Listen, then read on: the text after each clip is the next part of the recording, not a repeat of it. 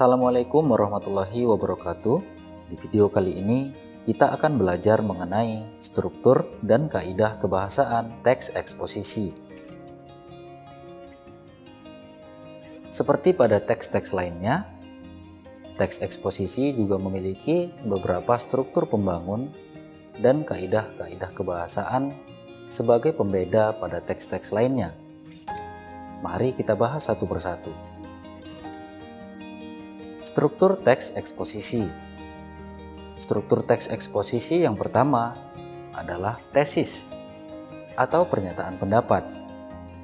Tesis adalah suatu bagian yang mempunyai isi berupa sudut pandang dari penulis terhadap setiap masalah yang akan dibahas topiknya.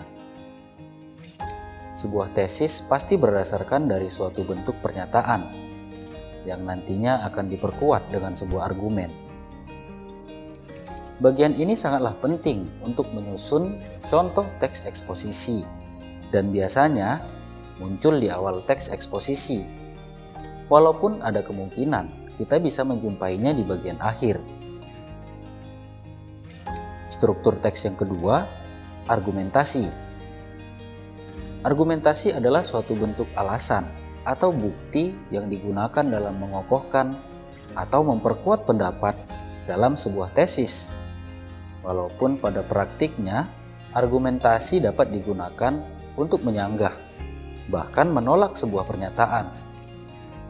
Argumentasi dapat berupa pernyataan umum atau berupa data dari hasil penelitian para ahli yang sumbernya dapat dipercaya. Struktur yang ketiga, penegasan ulang. Bagian ini merupakan sebuah kesimpulan yang menegaskan kembali dari tesis yang dibicarakan di awal teks eksposisi dan penguat argumentasi yang ditunjang oleh fakta. Jadi, itulah struktur-struktur yang ada di dalam teks eksposisi.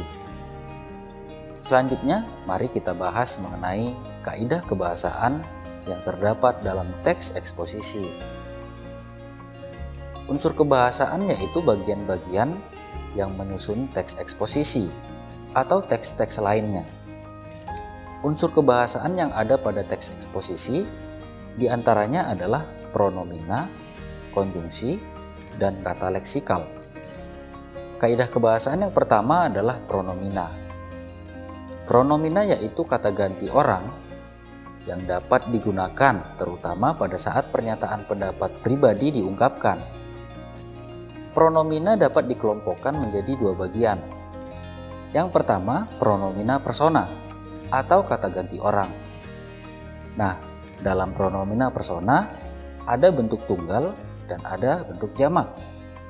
Pada pronomina persona tunggal, misalnya ia, dia, anda, kamu, aku, saudara, nya, mu, ku, si. Itu contoh bentuk-bentuk dari pronomina persona tunggal.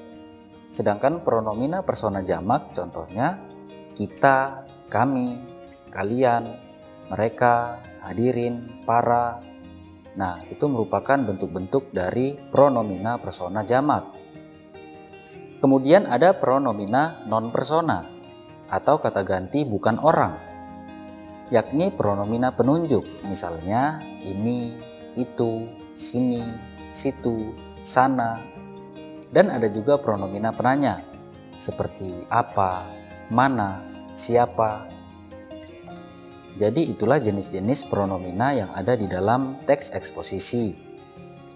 Kaidah kebahasaan teks eksposisi yang kedua, penggunaan konjungsi. Konjungsi ini sudah sering kali kita bahas ya. Nah, tidak ada salahnya kita bahas lagi biar lebih memperkuat pemahaman kita. Konjungsi atau kata penghubung digunakan dalam teks eksposisi untuk memperkuat argumentasi. Berikut ini adalah jenis-jenis konjungsi yang dapat kita jumpai dalam teks eksposisi. Yang pertama ada konjungsi waktu. Bentuknya sebelum, setelah itu, kemudian, sesudah, setelah, lalu. Kemudian ada konjungsi gabungan.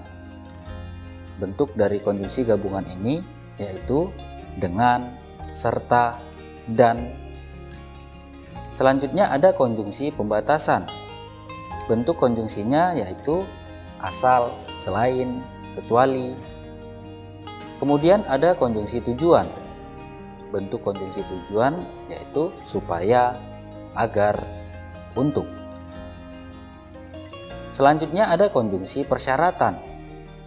Bentuk dari konjungsi persyaratan ini bisa kita gunakan seperti asalkan, bila mana, apabila, jika, jikalau, apabila, bila. Itu bentuk-bentuk konjungsi persyaratan. Kemudian ada konjungsi perincian. Bentuknya adalah, yaitu, antara lain, yakni, ialah. Kemudian ada konjungsi sebab akibat. Bentuknya akibat, akibatnya, sehingga, karena, sebab. Kemudian ada juga konjungsi pertentangan.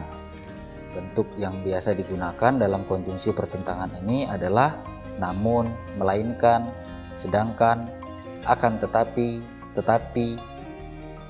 Selanjutnya ada konjungsi pilihan. Nah, pada konjungsi ini kata yang digunakan adalah atau. Dan ada konjungsi penguatan atau penegasan. Bentuk-bentuk yang digunakan seperti hanya, lagi pula, itu pun, apalagi, bahkan. Kemudian ada juga konjungsi penjelasan. Konjungsi yang digunakan adalah bahwa. Konjungsi perbandingan. Kata yang digunakan serupa, ibarat, bagai, seperti. Dan ada juga konjungsi penyimpulan. Pada konjungsi penyimpulan, kata penghubung yang digunakan adalah jadi, dengan demikian, oleh sebab itu, oleh karena itu, dan lain-lain. Nah, jadi itulah jenis-jenis konjungsi yang dapat kita temukan di dalam teks eksposisi. Kaidah kebahasaan yang ketiga adalah kata leksikal. Kata leksikal ini identik dengan makna ya. Jadi kalau kita bicara leksikal, maka kaitannya kepada makna kata. Nah, leksikal ini memiliki pasangan yaitu gramatikal. Jadi ada makna leksikal dan ada juga makna gramatikal. Namun, di dalam teks eksposisi yang biasa digunakan adalah makna leksikal.